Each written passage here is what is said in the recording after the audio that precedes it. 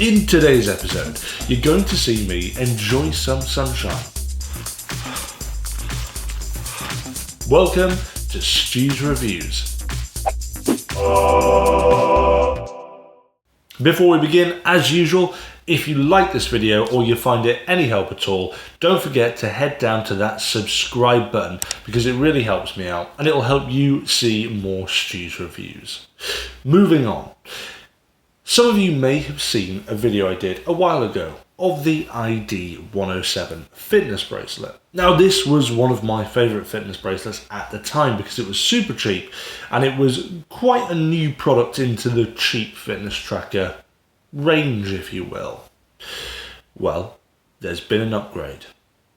Today I'm going to show you the ID107 PLUS. As a direct upgrade to the much-loved ID107 fitness tracker, this model is compatible with both Android and iOS.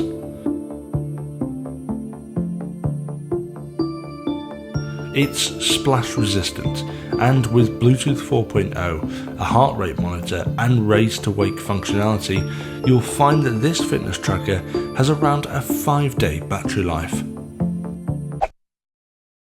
When comparing it to its predecessor, there are a few similarities. First of all, you've got this bit in the middle, which is the fitness tracker, that can be removed and the band can be changed. And the material feels relatively similar, although this doesn't have a texture on it like the previous one, which I quite like. I think I prefer it without a texture. But let's talk about the differences. Well, first of all, the band. Okay, the texture, yes, but also with the ID107, it was a pop buckle, whereas this is a full-blown watch buckle, which means it's more secure. So I like that change. I think it's better than the previous version. And another change would be that with this, you don't need a separate charger, which the ID107 you needed to plug into the bottom. With this, you can just unclip it, pop it out, and it's got a USB thing on the bottom, which means you can use your standard wall chargers that you charge your phone with. So if you're going traveling, you don't need to take any extra cables because you can charge it up directly with the fitness tracker itself. So overall, there's been some decent design changes that I think have benefited the overall style of the ID107. Let's get the basic functionality out of the way and see if it works as an actual fitness tracker. So with that in mind, I went for a quick walk. Welcome to Wales, where the sun shines all summer.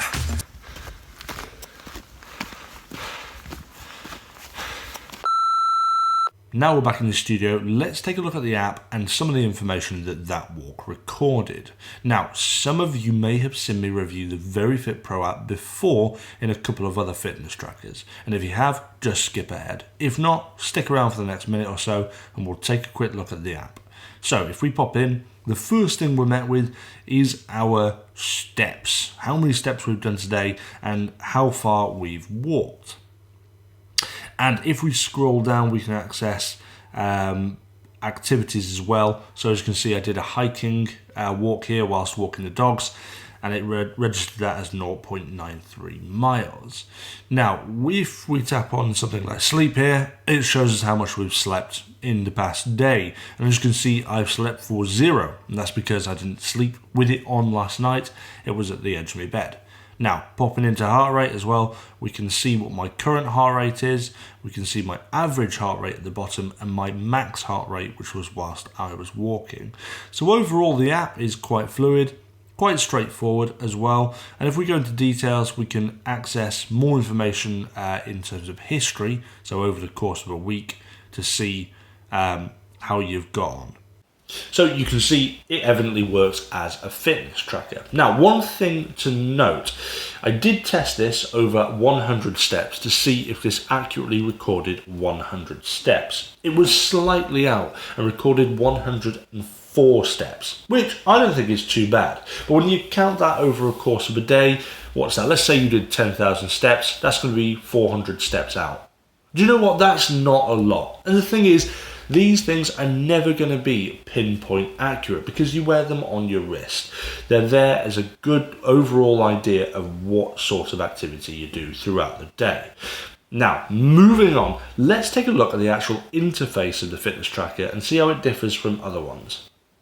Now, unlike a lot of these fitness trackers, where you have to wake it up by pressing a button on the side or on the bottom, to wake this up you swipe and it opens up the display, which I think is quite interesting. And it leads me on to tell you that this is a touchscreen device, so you can actually touch different areas of the screen and swipe in different ways, and it will understand your input, which I think is a really good advancement over the ID107, because on the ID107 there was just a single button on the side. Anyway, moving on. So if we swipe the screen to open it up, swipe up, we can get access to the different options. So we have training options, we have breathing exercises, we have your messages, we have, let's go back to that there. So that is weather, which I think is incredible.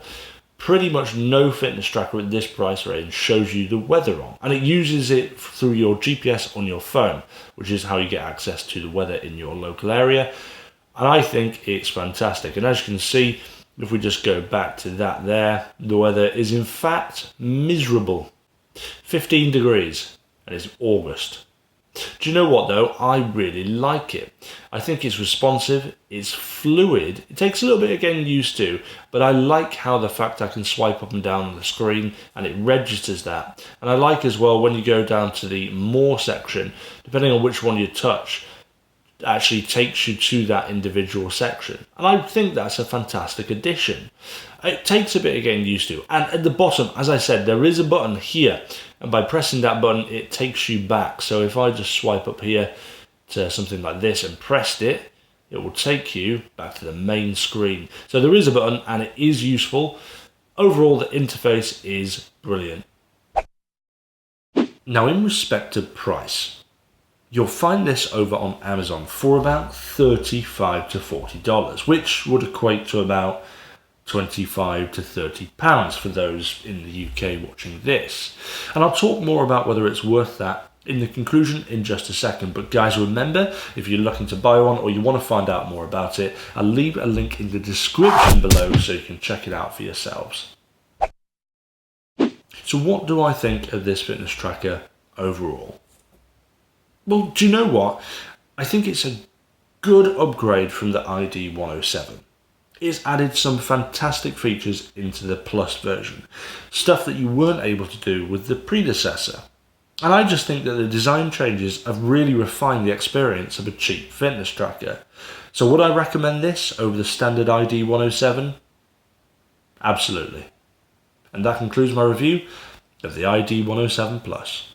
Guys, if you liked the video, don't forget to head down to that like button, hit that subscribe button, and share if you're feeling nice. I'll see you back on Studio Reviews soon.